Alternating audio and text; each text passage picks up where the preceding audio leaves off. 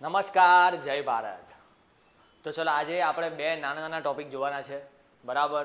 છોટું video, અને એમાં આપણે જોવાના છે મસ્ત મજાનો કાર્બનિક પ્રક્રિયાઓમાં જે એકદમ કામનું આવે. 12મા ધોરણમાં પણ આવા નામ દેખાયા કરે, 11માં પણ નામ દેખાયા કરે. એટલે જ્યારે પણ કાર્બનિક પ્રક્રિયાઓ આવે, ઓર્ગેનિક રિએક્શન, ત્યારે પ્રક્રિયાઓ મોટાભાગે બે પ્રકારની હોય. પહેલું હોય ભાઈ કેન્દ્રાનુરાગી પ્રક્રિયા, અને બીજું હોય ઇલેક્ટ્રોન અનુરાગી પ્રક્રિયા. બરાબર. તો જોઈએ વન બાય વન. મસ્ત મજાનું છે. જો આમાં તો ભાઈ નામ જેવું જ કામ છે. કેન્દ્રાનુરાગી પ્રક્રિયા જે કરે તેને કોણ કહેવાય? પ્રક્રિયક. અને એમાંથી જે બને તેને શું કહેવાય? નિપજ. તો એવો પ્રક્રિયક કેન્દ્રાનુરાગી પ્રક્રિયક એટલે શું?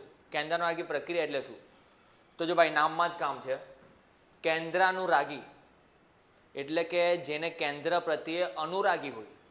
કેન્દ્ર પ્રત્યે અનુરાગી એટલે કેન્દ્ર પ્રત્યે એને ફિલિંગ હોય, કેન્દ્ર પ્રત્યે જે આકર્ષણ ધરાવે, બરાબર. તો તેને કહેવાય કેન્દ્રાનુરાગી પ્રક્રિયક, અને એ પ્રક્રિયાને કહેવાય કેન્દ્રાનુરાગી પ્રક્રિયા, બરાબર. એટલે કે જેને કેન્દ્ર પ્રત્યે આકર્ષણ હોય. હવે ભાઈ કેન્દ્રમાં શું હોય? પરમાણુની વાત કરતા છે આપણે. તો કેન્દ્રમાં હોય પ્રોટોન. તો પ્રોટોનથી આકર્ષણ કોણ ધરાવે? પ્રોટોનથી આકર્ષણ ધરાવશે ઇલેક્ટ્રોન, અથવા તો જે પોતે ઋણ હોય. તો કેન્દ્રમાં છે પ્લસ, અને પ્લસને અનુરાગી થઈને કેન્દ્ર વત્તા અનુરાગી. તો કેન્દ્ર જેમાં પ્રોટોન છે, તો પ્રોટોનને અનુરાગી થઈને આકર્ષાની જે પ્રક્રિયા કરવા આવે તે પોતે કેવો હોવાનો? તો પોતે ઋણ હોવાનો, બરાબર. એટલે જેટલા પણ માઇનસ લોકો પ્રક્રિયા કરે, માઇનસ લોકો અથવા જેની પાસે માઇનસ છે એટલે કે ઇલેક્ટ્રોન છે, તો જેની પાસે ઇલેક્ટ્રોન છે અથવા જે પોતે ઋણ જ છે, તે લોકો જો કોઈ પ્રક્રિયા કરે તો પહેલી વાત તો શું કામ કરે? તો એ લોકોને ભાઈ ફિલિંગ આવે, આકર્ષણ થાય, બરાબર. આજા તો આકર્ષણ થઈને ભાગે, અને એ જે પ્રક્રિયા કરે એને કહેવાય કેન્દ્રાનુરાગી પ્રક્રિયા. તો જો શું લખા? તો કે ભાઈ જે પ્રક્રિયામાં આપણો પ્રક્રિયક શું કરશે ભાઈ? પ્રક્રિયક કેન્દ્ર દ્વારા આકર્ષાઈને પ્રક્રિયા કરવા આવે છે, બરાબર. કેન્દ્ર દ્વારા આકર્ષાઈને પ્રક્રિયા કરવા આવે છે, અથવા તો પ્રક્રિયા કરે છે, બરાબર. તો તેને શું કહે છે? કેન્દ્રાનુરાગી પ્રક્રિયક. અને એવી પ્રક્રિયાને કેન્દ્રાનુરાગી પ્રક્રિયા કહે છે, બરાબર. ઇંગ્લિશમાં બોલે તો આને કહેવાય ન્યુક્લિયોફિલિક, બરાબર. અને પ્રક્રિયાને કહેવાય રિએક્શન. તો ન્યુક્લિયોફિલિક રિએક્શન, બરાબર. કેન્દ્રને આપણે ન્યુક્લિયસ કહીએ, તો ન્યુક્લિયસને ફીલ થઈને આવ્યો ભાઈ, ફીલ થઈને આવે, તો એને કહેવાય ન્યુક્લિયોફિલિક રિએક્શન, બરાબર. અને ન્યુક્લિયસથી કોણ ફિલિંગ લઈને આવે? તો જે પોતે કેવો હોય? ઋણ હોય. એટલે કે આ પ્રક્રિયા કોણ કરે? તો આ પ્રક્રિયા ઋણ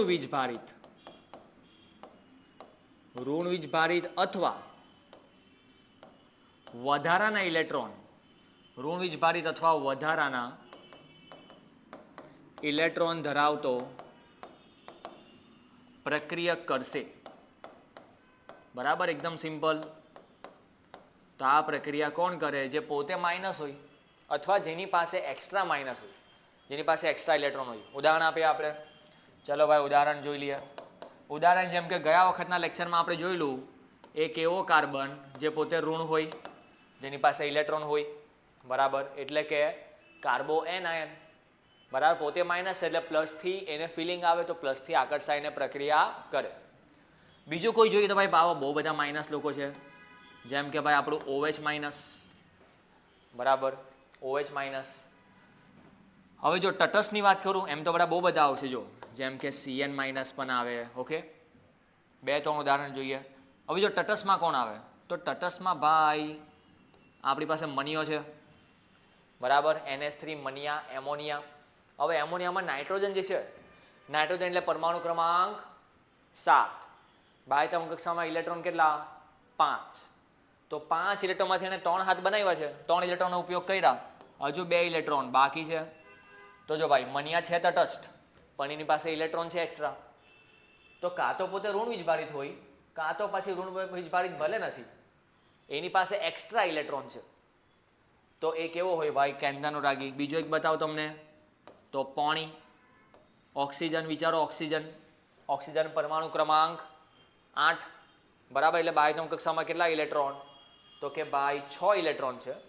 6 માંથી 2 વપરાયા, હજુ 4 બાકી છે. ઓકે, તો આ બધા કેવા છે? કેન્દ્રાનુરાગી પ્રક્રિયક. બાકી જો હેલોજન લોકો તો આવ્યા જ કરે.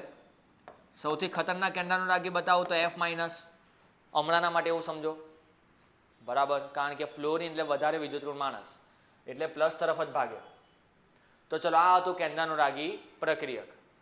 હવે એનાથી વિરુદ્ધ ભાઈ, બેઠું ઉલટું લખવાનું છે આપણે. ઇલેક્ટ્રોન અનુરાગી બોલે તો ઇંગ્લિશમાં બોલે તો ઇલેક્ટ્રોફિલિક રિએક્શન.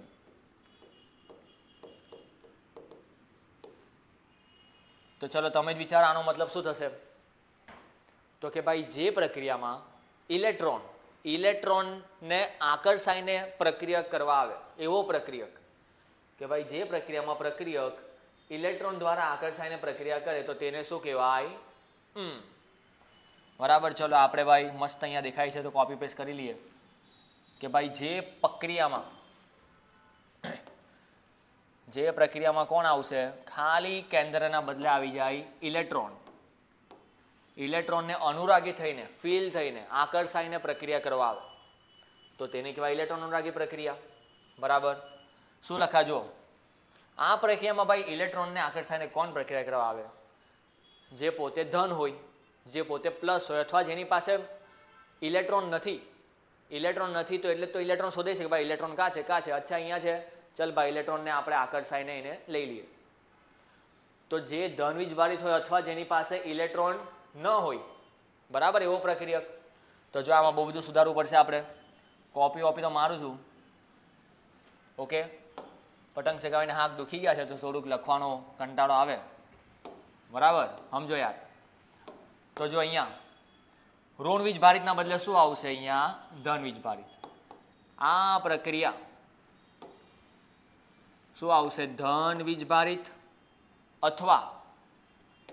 અથવા કોણ આવશે? જો વધારાના ઇલેક્ટ્રોનની ભાઈ ઇલેક્ટ્રોનની ઉણપ ધરાવતો, ઇલેક્ટ્રોનની ઉણપ એટલે કે જેની પાસે ઇલેક્ટ્રોન જ નથી એવો માણસ, ગરીબ માણસ, ઇલેક્ટ્રોન નથી તેવો માણસ આ પ્રક્રિયા કરશે. ઉદાહરણ તરીકે વાત કરું તો આપણો કાર્બોકેટાયન, યાદ કરો કાર્બોકેટાયન, બરાબર. આ વાળો કાર્બોકેટાયન, પછી આ વાળો કાર્બોકેટાયન, જેને તમે પ્રાથમિક કાર્બોકેટાયન કહો. કાર્બન સાથે અન્ય એક કાર્બન જોડાયેલો છે. દ્વિતીયક કાર્બોકેટાયન, તૃતીયક, આ બધાને જોઈએ ઇલેક્ટ્રોન, તો એ લોકો ભાગે ઇલેક્ટ્રોનની પાછળ. તો આ બધા કેવા છે? ઇલેક્ટ્રોન અનુરાગી પ્રક્રિયા કરવાવાળા લોકો. એટલે આને કહેવાય ઇલેક્ટ્રોન અનુરાગી પ્રક્રિયક. ઓકે, એ રીતના છે. એના સિવાય જો તમારે જોવું હોય તો આગળ જતા આવું પણ આવશે. આ શું છે સર? OR.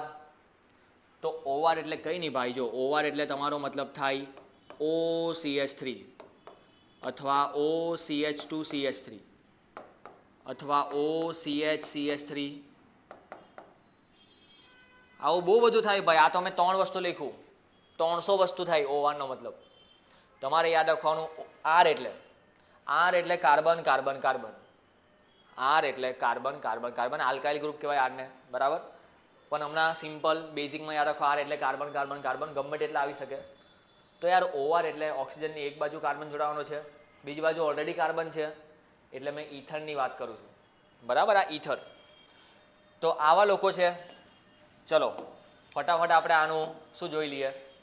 રેડીમેડ તફાવત જોઈ લઈએ. તફાવત પૂછાય મોટા ભાગે આમાં. શું છે ભાઈ? તો પહેલી તો વ્યાખ્યા લખવાની, તમને જે લખાયું તે, કે ભાઈ જે પ્રક્રિયક ઇલેક્ટ્રોન યુગ્મનું દાન કરે, બરાબર, એટલે કે ચલો એ પણ લખી દઉં. એક તફાવત શું આવશે આમાં? કે ભાઈ તે શું કરે? તે ઇલેક્ટ્રોન યુગ્મનું દાન કરે. તો પછી આ શું કરવાનો? તો એક્ઝેક્ટ ઉલટું. તે શું કરે? ઇલેક્ટ્રોન યુગ્મ શું કરવાનો ભાઈ? દાન કરે નહીં હોય તો કરે ને ભાઈ, એની પાસે ઇલેક્ટ્રોન જ નથી. તો એ ભાઈ એક્સેપ્ટ કરે, ઇલેક્ટ્રોન યુગ્મ સ્વીકારે અને આ ઇલેક્ટ્રોન યુગ્મનું શું કરે? દાન કરે. બરાબર.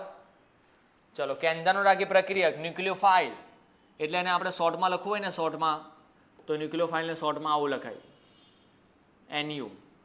હોય કેવો હોય? મોટે ભાગે ઋણ વીજભારિત હોય અથવા તો એની પાસે શું હોય? ઇલેક્ટ્રોન. અચ્છા, આને લખવું હોય ઇલેક્ટ્રોન અનુરાગી. ઇલેક્ટ્રોન અનુરાગી પરથી શું આવે? એનું નામ E. અને E ઇલેક્ટ્રોન વગરનો છે અથવા તો ધન છે એટલે શું લખાય? પ્લસ. બરાબર. આ એનો સિમ્બોલ પણ છે, આગળ આપણે પ્રક્રિયા ભણશો ને તેમાં આવશે. ચલો ભાઈ, તો જે ઇલેક્ટ્રોન યુગ્મનું દાન કરે તેવો પ્રક્રિયક, જે ઇલેક્ટ્રોન યુગ્મ સ્વીકારે તેવો પ્રક્રિયક. બરાબર. હુમલો કોના પર કરે? તો ધ્રુવીય કાર્બનિક પ્રક્રિયા દરમિયાન કેન્દ્રાનુરાગી પ્રક્રિયક ઇલેક્ટ્રોન અનુરાગી કેન્દ્ર પર પ્રક્રિયા કરે છે. એટલે જેની પાસે ઇલેક્ટ્રોન હોય તેની પાસે જાય, ફિલ થઈને અનુરાગી થઈને એની સાથે પ્રક્રિયા કરે.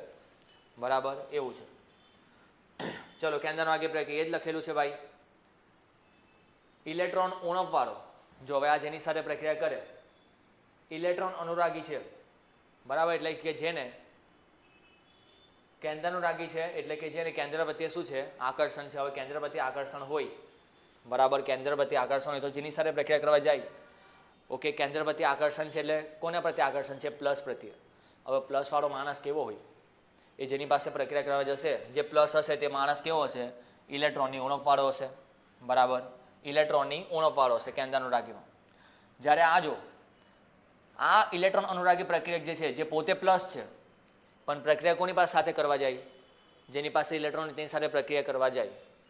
તો જેની સાથે પ્રક્રિયા કરવા જશે, જેની પાસે ઇલેક્ટ્રોન છે એની સાથે પ્રક્રિયા કરવા જાય ઇલેક્ટ્રોન ધનિક સાથે.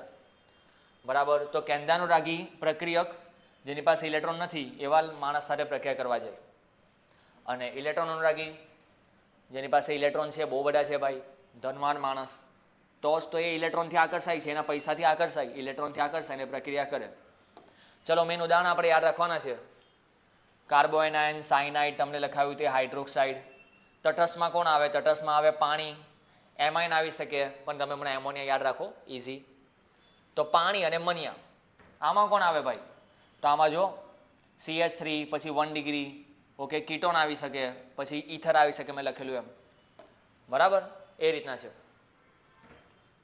પછી બાકીના બે તો એ જ લખેલા છે બેઠા પાછા. બરાબર, તો જો 2 માર્કમાં પૂછાય, 4 મુદ્દા લખો, ઓકે, એ રીતના છે. તો આ હતું ઇલેક્ટ્રોન અનુરાગી કેન્દ્રાનુરાગી પ્રક્રિયા અથવા તો પ્રક્રિયક. બરાબર, જોઈ લો.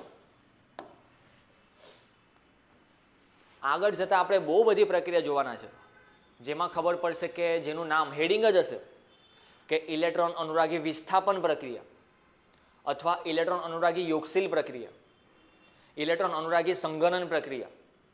બરાબર, તો વિસ્થાપન, યોગશીલ, સંગનન તો પછીની વાત, બટ પહેલાં ઇલેક્ટ્રોન અનુરાગી કેન્દ્રાનુરાગીનો મતલબ ખાલી યાદ રાખજો. તો કશે પણ ઇલેક્ટ્રોન અનુરાગી લખેલું આવે, ચલો, એટલે કે ઇલેક્ટ્રોનથી આકર્ષાઈને આપણો માણસ પ્રક્રિયા કરવા જશે એટલે આપણો માણસ પોતે કેવો હોવાનો છે? તો કે પ્લસ હોવાનો છે. આપણો માણસ પોતે પ્લસ હોવાનો છે. ઓકે, એવી રીતના છે. તે જ પ્રમાણેનું ઊંધું શું આવશે? કેન્દ્રાનુરાગી. બરાબર, ચલો, હવે આગળ આપણે હજુ એક નાની વસ્તુ જોઈ લઈએ. છોટા સા ભાઈ, જેનું નામ છે ઇલેક્ટ્રોનનું સંચલન અથવા ઇલેક્ટ્રોનનું સંચરણ પણ બોલી શકો. અમુક વાર ઇલેક્ટ્રોન છે ને આમ જાય તેમ જાય, આમથી આમ આવે તેમ જાય, બહુ બધું થવાનું છે. ઇલેક્ટ્રોનની હેરાફેરી થવાની છે.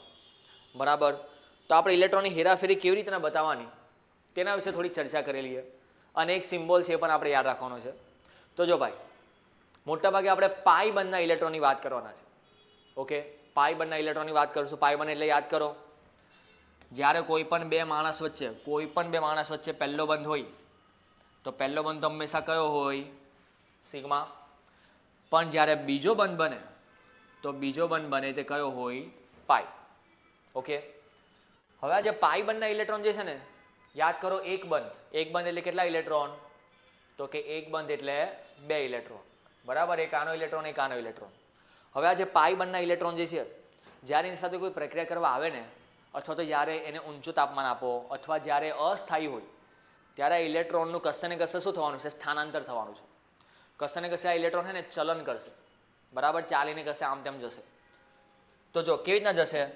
તો કે ભાઈ 3 રીતના જાય, બરાબર. આ ઇલેક્ટ્રોન જે છે ને તે મોટે ભાગે 3 રીતના જાય. જો કેવી રીતના છે. પહેલું તમને બતાવું તો ધારો કે આપણી પાસે કોઈ છે, જો ભાઈ શું લખ્યું છે? વાય એટલે કાર્બન, નાઇટ્રોજન, કોઈ પણ હોઈ શકે, મોટે ભાગે તો કાર્બન જ હોય. ચલો આ રીતના છે.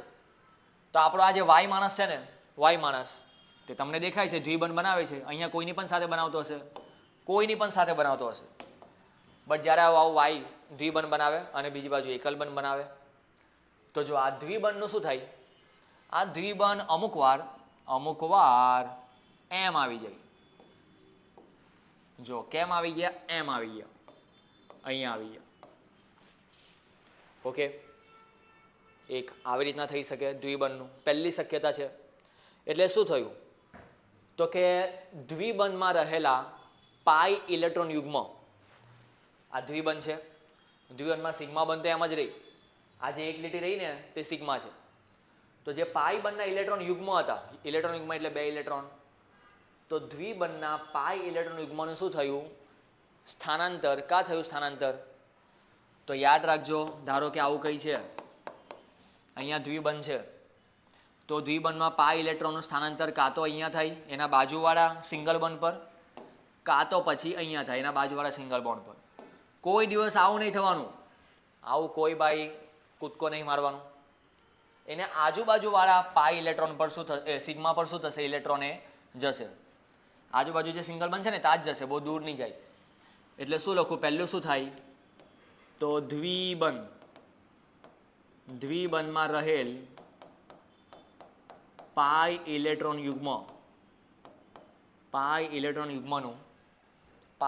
યુગ્મનું શું થાય? તો કે ભાઈ સંચલન અથવા તો સ્થાનાંતર તેના સંલગ્ન એકલ બંધ પર થાય. હવે સર આ શું છે ભાઈ? સંલગ્ન એટલે કે પાડોશી, બરાબર, બાજુમાં, આજુબાજુમાં, બરાબર. સંલગ્ન કોઈ લગ્ન નહીં કે સર પાડોશી સાથે લગ્ન કરવાના, બધામાં પાડોશી સાથે લગ્ન નહીં થાય ભાઈ, બરાબર. તો એની નજીક, એની એકદમ નજીકનો જે સિંગલ બંધ હશે, આ સિંગલ બંધ પર જો પાઈ ઇલેક્ટ્રોન ચાલ્યો જાય એટલે જો પોતે કેવું બની ગયો? પોતે દ્વિબંધથી એક બંધ બની ગયો અને પેલા બાજુવાળા એક બંધને કેવું બનાવી દીધું? દ્વિબંધ બનાવી દીધું. તો આવું અમુક વાર થવાનું છે, બરાબર. આવું અમુક વાર થાય. પછી બીજું જોઈએ, આવું આપણે જોશું સંસ્પર્ધન બંધારણમાં જોશું. ઓકે, બીજા પણ એકમાં જોશું. ચલો બીજું શું થાય? તો જો ફરીથી આપણે આવું લાવી દઈએ. ચાલો ભાઈ ફરીથી હવે પિક્ચર બદલાય છે. સંચાલન પાર્ટ 2, સંચાલન રિટર્ન્સ. બીજા પિક્ચરમાં શું થાય કે આ પાઈ ઇલેક્ટ્રોન જે છે, ચલો આટલું તો મેં લખી જ દેવું કે દ્વિબંધમાં રહેલા પાઈ ઇલેક્ટ્રોન યુગ્મનું સંચલન કાં થવાનું છે? શું લાગે ભાઈ, કાં થશે? હવે તો આજુબાજુ બીજો તો કોઈ બંધ દેખાતો નથી.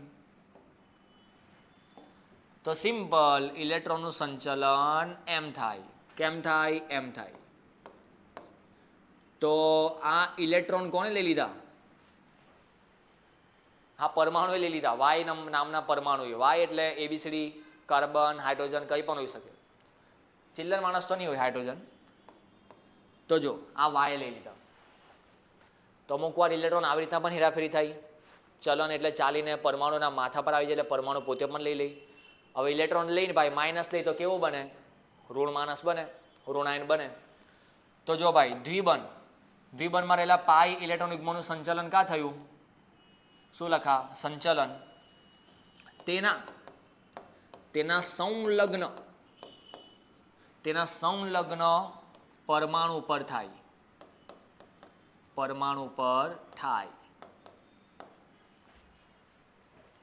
સંલગ્ન પરમાણુ પર થાય નો મતલબ શું? તો તેની એટલે કે દ્વિબંધ જે પરમાણુ બનાવે છે ને, કાર્બન હોય તો કાર્બન, નાઇટ્રોજન હોય તો નાઇટ્રોજન, જે દ્વિબંધ બનાવે છે, ઓકે, એના પર થાય. બરાબર. પછી એકદમ કૂદીને બીજા ચોથો પાંચમા પરમાણુ પણ નહીં જવાનું, એટલું દૂર પણ નહીં થાય. ઓકે, ચલો નંબર 3. હવે ત્રીજામાં સર શું બચ્યું હવે? તો ત્રીજામાં કંઈ નહીં, ત્રીજામાં થશે ભાઈ આનું ઊંધું થશે, આનું બેઠું ઊંધું બતાવજો. હવે આવું છે ભાઈ, કેવું છે? આવું છે. ચલો આવું છે, એટલે કે પહેલેથી જ વાય પાસે ઇલેક્ટ્રોન યુગ્મ છે, 2 ઇલેક્ટ્રોન પહેલેથી જ વાય પાસે છે, અને વાય બંને બનાવે છે સિગ્મા બંધ સિગ્મા બંધ, સિગ્મા બંધ બનાવે છે. તો બંનેમાંથી કોઈ એક જગ્યા પર, કોઈ પણ એક જગ્યા પર આ બંને ઇલેક્ટ્રોનને તમે મૂકી દો. ઓકે, તો બસ એ જ આપણો ત્રીજો નંબર છે. હવે ઇલેક્ટ્રોન આવી રીતના ચલન કરીને જશે. ચલો આ 2 ઇલેક્ટ્રોન ક્યાં મૂકી દઉં? અહીંયા મૂકી દઉં. બરાબર, અહીંયા મૂકી દઉં. ઓકે, ચલો તો મેં મૂકી દીધા. કાં મૂકી દીધા? અહીંયા મૂકી દીધા. જોઈ લો, જાય છે આવી રીતના, જાય તો જાય. બરાબર. તો ચાલો આમાં શું લખા કે પરમાણુ પર રહેલા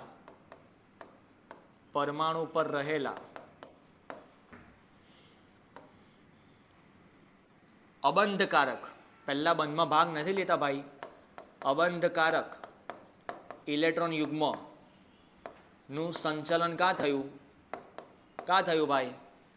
તો તેના સંલગ્ન બંધ પર થાય. સંલગ્ન બંધ પર થાય એટલે પાડોશી બંધ પર થાય, કાં તો આ વાળો બંધ, કાં તો આ વાળો બંધ. ઓકે, તો આવી રીતના 3 રીતના ઇલેક્ટ્રોનનું સંચલન થયા કરે બંધની અંદર. અમુક વાર રાસાયણિક પ્રક્રિયા થાય ત્યારે થઈ શકે, અમુક વાર રાસાયણિક પ્રક્રિયા વગર પણ થાય. ઓકે, જે આપણે જોશું.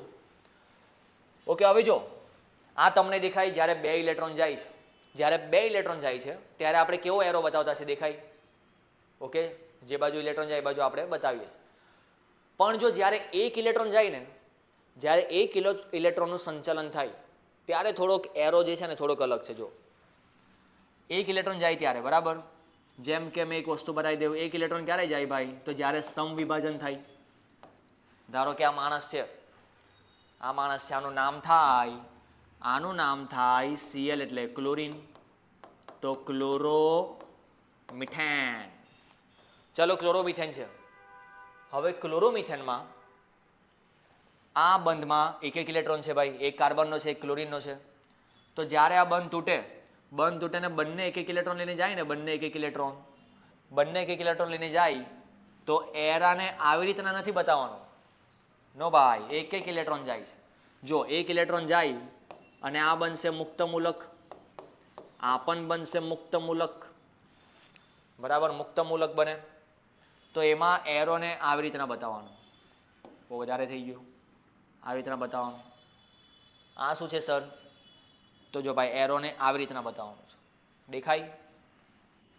ધ્યાનથી જો, આવું છે કંઈક. આવા એરોને શું કહેવાય? આવા એરોને કહેવાય અર્ધ શીર્ષ તીર અથવા અર્ધ વક્ર તીર. બધા અલગ અલગ નામ છે. તમારે નામ મેઇન યાદ નહીં રાખવાનું, મેઇન એ કેવું દેખાય એ જોવાનું છે, એ યાદ રાખવાનું. કશે પણ નામ લખવાનું નહીં આવશે. તો આવો અર્ધ શીર્ષ તીર. કેમ અર્ધ શીર્ષ તીર? કારણ કે બંધના અડધા ઇલેક્ટ્રોન જ એની પાસે આવ્યા છે ભાઈ, અડધા જ આવ્યા છે, આખા થોડી આવ્યા. બંને ઇલેક્ટ્રોન થોડી આને લીધા છે. તો એક જ ઇલેક્ટ્રોન લઈ છે એટલે અર્ધ શીર્ષ તીર દ્વારા બતાવવાનું છે. ઓકે, તો જોઈ લો આવો તીર આવે, બંને 1 ઇલેક્ટ્રોન લઈ ત્યારે. ઓકે, પહેલાં મેં કાર્બોકેટાયનમાં નહીં બતાવેલું. કાર્બોકેટાયન પહેલાં આપણે સમવિભાજનમાં આવું નહીં બતાવેલું, કારણ કે આ ટોપિક થોડોક અલગથી સમજીએ તો જ મજા આવે. નાનો અમથો ટોપિક છે. તો એરાનું પણ એટલું ઇમ્પોર્ટન્ટ છે ઓર્ગેનિકમાં. એરો પણ એકદમ પરફેક્ટ બતાવવાનું, બરાબર? નહીં તો એમાં પણ કાપાકૂપી થઈ જાય માર્ક્સમાં. તો જોઈ લો, હતો આજનો આપણો ટોપિક. આ 2 શબ્દ નામ સાથે એના મતલબ યાદ રાખવાના. નામ જેવા જ મતલબ છે. અનુરાગી એટલે આકર્ષણ, કેન્દ્ર પ્રતિ આકર્ષણ. ઓકે, અને ઇલેક્ટ્રોન પ્રતિ આકર્ષણ. કેન્દ્ર પ્રતિ આકર્ષણ એટલે પોતે માઇનસ અને જેને તરફ આકર્ષણ જશે એ કેવો હશે? પ્લસ હશે. તો જે જાય છે, બરાબર, જે પ્રક્રિયા કરવા જાય છે, બરાબર, તે માઇનસ હોય તો એ કેવો કહેવાય? કેન્દ્રાનુરાગી પ્રક્રિયા, કારણ કે કેન્દ્રને આકર્ષાઈને જાય છે. ઇલેક્ટ્રોન અનુરાગી એનાથી ઊંધું આવે. બરાબર, ઉદાહરણ જોઈએ આપણે, અને પછી આપણે જોયું 3 પ્રકારે ઇલેક્ટ્રોનનું સંચલન થાય. કાં તો પાઈ બંધથી પાઈ બંધ બની જાય, કાં તો પાઈ બંધ માથા પર ઇલેક્ટ્રોન આવી જાય, કાં તો માથા પરના ઇલેક્ટ્રોન શું થાય, માથા પરના ઇલેક્ટ્રોન પાઈ બંધ બની જાય. બરાબર. તો ચાલો આટલું જોઈ લેજો. ઓકે, બાકી આપણે જોશું પછી. બાકીનો હવે જે ટોપિક છે બરાબર, તે મસ્ત મસ્ત મોટા મોટા આઈએમપી ટોપિક છે. ઓકે, અહીંયા સુધી કરી લેજો. ફરીથી મળીએ, ત્યાં સુધી ટાટા બાય બાય, ખુશ રહો.